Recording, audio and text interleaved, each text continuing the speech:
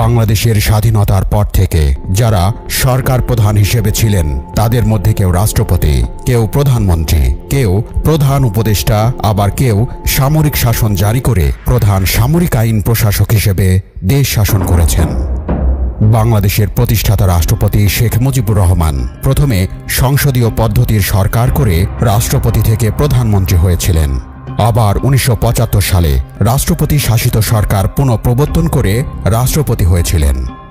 তবে একক দল হিসেবে সবচেয়ে বেশি সময় ধরে ক্ষমতায় আছে আওয়ামী লীগ এবং দলটির সভানেত্রী শেখ হাসিনা সবচেয়ে বেশি সময় ধরে প্রধানমন্ত্রী হিসেবে সরকার প্রধানের দায়িত্ব পালন করছেন। অন্যদিকে আওয়ামী লীগের প্রধান রাজনৈতিক প্রতিপক্ষ বিএনপি ক্ষমতায় ছিল প্রায় ১৩ বছর, আর প্রয়াত হোসেন মোহাম্মদ এরশাদ প্রথমে সামরিক আইন প্রশাসক ও